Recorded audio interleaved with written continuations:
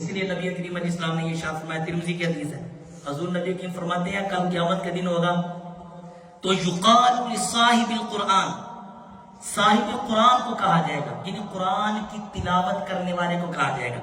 یہاں پر ضروری نہیں ہے وہ حافظ قرآن، قرآن کی تلاوت کرتا ہو، قرآن کے احکامات پر عمل کرتا ہو، فرمایا اس کو کہا جائے گا اقرأ ورتقی ورتل کما کنت ترتل فی الدنیا، فرمایا قرآن پڑھتا جا، منزلیں چڑھتا جا، جہاں پر جیسے تو دنیا میں آہستہ آہستہ ترتیل کے ساتھ قرآن پڑھا کرتا تھا، فرمایا اسی طرح آج ترتیل کے ساتھ قرآن پڑھ، فَإِنَّ مَنزِلَتَكَ عِنْدَ آخِرِ آیَةٍ تَقْرَأُ بِهَا، فرمایا تیرا جنت میں مقام وہاں ہوگا جہاں تیری آخری آیت ختم ہوگی۔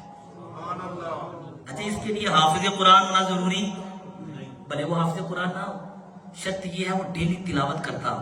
اور مفتی احمد یار خان نعیمی نے بڑی پیاری بات لکھی، فرمایا جو ڈیلی تلاوت کرتا ہوگا مرنے کے بعد وہ حافظ قرآن بن جائے گا۔ ڈیلی تلاوت کرتا ہوگا، دنیا میں اس نے حفظ نہیں کیا، مرنے کے بعد وہ حافظ قرآن اٹھے گا۔ کیوں کل قیامت کے دن جب اللہ فرمائے گا نا قرآن پڑھو، تو ایسا نہیں ہے اس کے ہاتھ میں قرآن دیا جائے گا کہ دیکھ کے پڑھو، جب اللہ کہے گا پڑھو تو وہ پڑھنا شروع کر دے گا۔ اللہ کی دنیا میں حافظ نہیں تھا، وہ پڑھتا جائے گا، منزلیں چڑھتا جائے گا۔ اور قرآن پاک کی جو آیات ہیں وہ علماء نے لکھا ہے کہ 6666 کم و بیش یہ آیات ہے، 6666، فرمایا جنت کی منزلیں بھی اتنی ہی ہیں، جنت کے رتبے اور مکانات بھی اتنے ہیں۔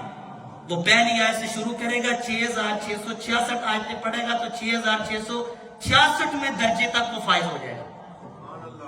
پھر میں یہ کہہ رہا ہوں یہ صرف حافظ قرآن کے لیے نہیں ہے، یہ ہر اس بندے کے لیے ہے جو ڈیلی اٹھ کے قرآن کو یاد رکھتا ہے، ڈیلی اٹھ کے قرآن سے وفا کرتا ہے، ڈیلی اٹھ کے قرآن کی تلاوت کرتا ہے، قرآن کے احکامات پر عمل کرتا ہے۔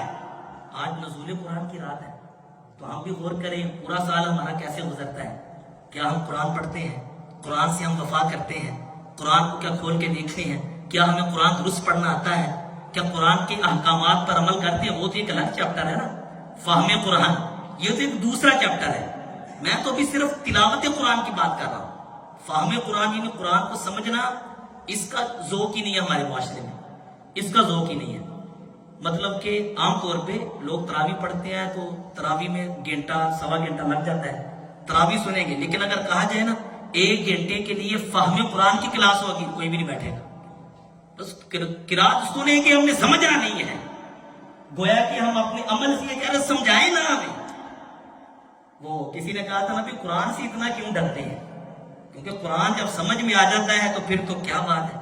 اللہ نے قرآن میں کیا فرمایا، انما یخشی اللہ من عبادہ العلماء، اللہ سے اس کے بندوں میں سے علماء ہی اللہ سے ڈرتے ہیں۔ وجہ کیا ہے؟ وہ قرآن کا فہم رکھتے ہیں۔ اب قرآن کو الف لام میم سے لے کے والناس تک پڑھیں، خدا کی قسم دنیا کی محبت دل سے دور ہو جائے گی اگر سمجھ کے پڑھے گا۔